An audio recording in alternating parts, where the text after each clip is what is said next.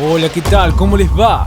Hoy vamos a hablar sobre la Guerra de los 30 años. ¿Y qué fue de esta guerra? Bueno, decir que la Guerra de los 30 años fue una guerra política religiosa que tuvo lugar en Europa Central y de la que participaron las principales potencias europeas de la primera mitad del siglo XVII. Esta se inició en 1618 y finalizó en 1648. También decir que comenzó un enfrentamiento de carácter religioso entre protestantes y católicos en el territorio del Sacro Imperio Romano Germánico. Sin embargo, al extenderse, arrastró al campo de batalla a las principales potencias europeas de la primera mitad del siglo XVII. Continuemos hablando sobre esta guerra de los 30 años, particularmente hablar sobre sus causas. Bueno, entre las causas debemos mencionar la rivalidad entre los dos cultos predominantes en el Sacro Imperio Romano Germánico, es decir, el católico y el luterano. También mencionar la lucha por la preponderancia europea entre Francia y la dinastía de los Habsburgo, que gobernaba el Imperio Español, Austria, Bohemia, Hungría y el Sacro Imperio Romano Germánico. Otra de las causas que debemos mencionar tiene que ver con la voluntad del emperador Fernando II de extender la contrarreforma y transformar al Sacro Imperio en un estado centralizado y hereditario, modificando el carácter federal y electivo que tenía hasta entonces. Y la última causa a mencionar es el temor de los reyes de Francia, de Dinamarca y Suecia de que el Sacro Imperio se convirtiera en una gran potencia si se unificaba y se centralizaba. Continuemos hablando sobre esta guerra de los 30 años, particularmente hablar a grandes rasgos de sus periodos. Bueno, primero decir que hay que fraccionar a la guerra en 4 etapas. Comencemos a ver a grandes rasgos cada una de estas etapas. Comencemos con la etapa palatina.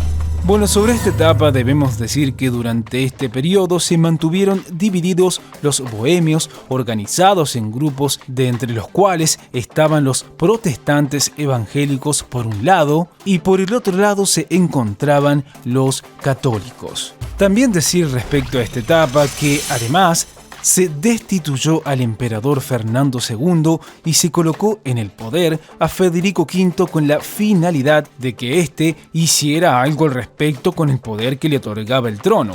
Pero en realidad lo que se logró con esto fue que la problemática religiosa se transformó en un conflicto político contra el nuevo emperador. Sigamos con la segunda etapa o segundo periodo, que es la etapa danés. Decir que en este momento se encienden las alarmas alemanas. Los protestantes quedaron resumidos en cantidad, así que al tratarse de las elecciones, los católicos serían mayoría y esto era algo que no podía ser permitido. Es por este motivo que acuden al rey de Dinamarca, a Cristian IV, un rival de Alemania en conjunto con la nación sueca al tratarse del comercio por el mar Báltico, lo que empeoró la situación precaria y se llegó a la invasión del norte de Alemania por Cristian IV, quien poco después fue derrotado con la ayuda del general von Tilly y Wallenstein.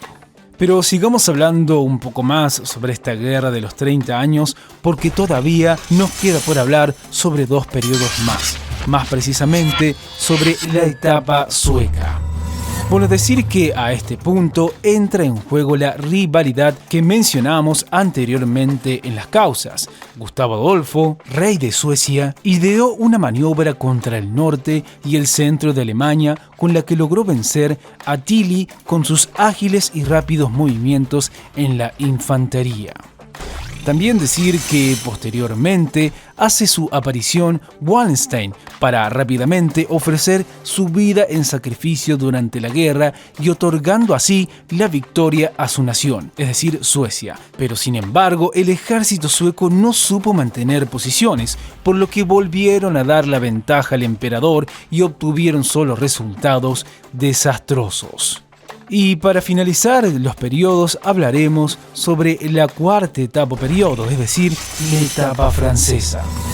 Bueno, decir que aquí llega la intervención de Francia, con miras a traer la ruina a Austria. Por eso, Luis VIII empuja a su nación, es decir, a Francia, hacia el conflicto completamente seguro de que vencerían. Por ende, firma alianzas con los Países Bajos y con Italia para atacar a la nación alemana y a la española, quienes eran también aliadas en la lucha. Por último, debemos decir y agregar que posteriormente ocurrieron importantes cambios en la nación alemana, la que dirigía Fernando III, y en la nación francesa, donde reinaba Luis XIV, quien con su ejército amenaza con la toma de Viena, capital de Alemania, obligando así a Fernando a irremediablemente realizar un pacto de paz. Sigamos hablando sobre esta guerra de los 30 años, particularmente hablar sobre sus consecuencias. Bueno, para comenzar, entre las consecuencias debemos mencionar que Francia, victoriosa, se transformó en la principal potencia europea. España, por su parte, quedó debilitada por la pérdida de Portugal en 1640 y la de las Provincias Unidas de los Países Bajos en 1648, que se independizaron. También decir que la Confederación Helvética, actual Suiza, se separó del Sacro Imperio y fue reconocida como un estado independiente.